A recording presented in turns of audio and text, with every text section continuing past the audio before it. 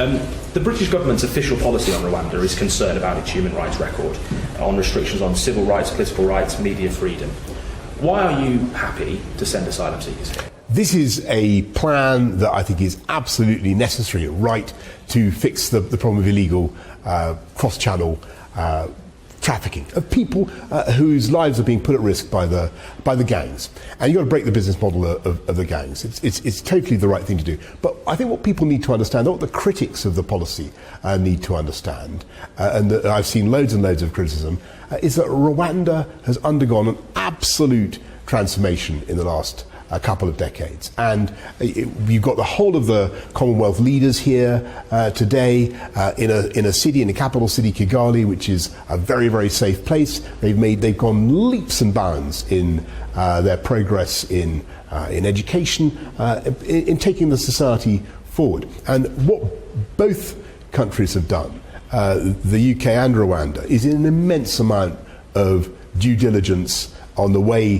things work, both in the UK and in Rwanda, so that everything we do is in conformity with human rights, with everything that you would expect. I just had a great talk with Paul Kagame, the president, and he cares passionately about this. He's himself been a refugee for a long time. He knows what it's like. He sees the problem of people, vulnerable people, being trafficked across the channel and being trafficked around the world. He sees this as an opportunity to fix what is an increasing global problem by a partnership between the UK and Rwanda. And it's not just about migration. Actually, what you're going to, if you look at the role of the UK here in Rwanda, it's about education, it's about trade, it's about all sorts of things. It's about green technology, financial services, all sorts of areas where we want to do more together. So it's a partnership that's growing. You're obviously here in Rwanda for CHOGM, but specifically on the asylum policy, what is your message to those, and you call them critics? Critics have some real reservations about this policy. I hear them, and I think, if I may be so, I just think what they're basing their criticisms on a perception, perhaps a stereotype of Rwanda that is now outdated. And they should come here, as the heads of the Commonwealth governments are coming here today, see the kind of progress that Rwanda has made. And believe me, we did a huge amount of due diligence on the legal processes, on the safety here in Rwanda, with the safety levels which are extremely high.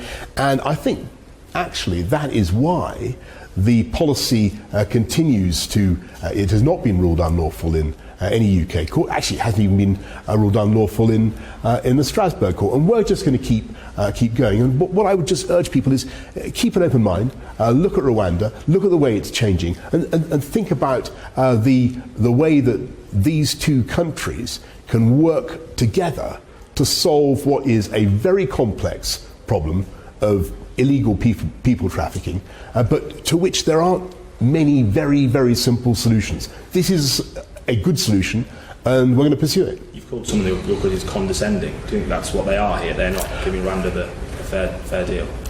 I think that it's important to look at what Rwanda has achieved, and I think that it's important to just try to shift some of the stereotypes, look at the levels of safety, look at the parity in education between boys and girls, the immense progress that is being made, the safety and security that is being offered. And believe me, we spent absolutely months and months and months doing the due diligence.